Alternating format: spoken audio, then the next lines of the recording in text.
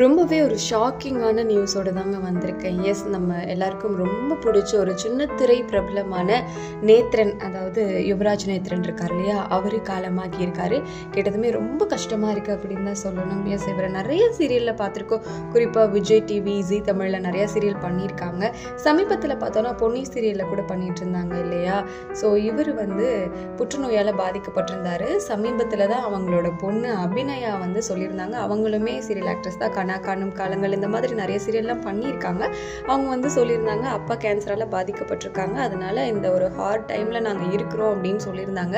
ஆனால் அவங்களோட ஒய்ஃப் தெரியும் இல்லையா, யுவராஜோட ஒய்ஃப் தீபா நேத்ரன், அவங்களும் பார்த்தீங்கன்னா ஒரு சீரியல் ஆக்ட்ரஸ் தான். நிறையா சீரியல் பண்ணியிருக்காங்க. Sun TV, Vijay TV, Zee தமிழ்னு 3 சேனல்லையுமே 3 சீரியல்லாம் பண்ணியிருக்காங்க. ஸோ இப்படி இருக்கும்போது ஃபேமிலியே என்ன சொல்கிறது, சின்ன திரை நடிகைகள்னு சொல்லலாம். ஸோ அப்படி இருக்கும்போது அவங்கெல்லாம் நம்ம ரெகுலராக பார்த்துட்டு இருக்க ஒரு ஃபேஸ் சடனாக இல்லை அப்படிங்கிறது ஏற்றுக்கவே முடியல.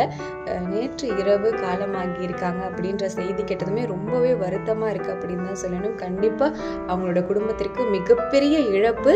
ஸோ இந்த இழப்பை யாருனாலையும் ஈடு பண்ணவே முடியாது. இருந்தாலுமே அவங்க ஒரு ஸ்ட்ராங்காக மறுபடியும் வரணும் அப்படின்னு நம்ம சேனல் சார்பாக ப்ரே பண்ணிக்கலாம். அட் த சேம் டைம் நம்ம யுவராஜ் நேத்ரன் அவர்களுக்கு நம்மளுடைய ஆழ்ந்த இரங்கல்களை தெரிவிச்சுக்கலாம்.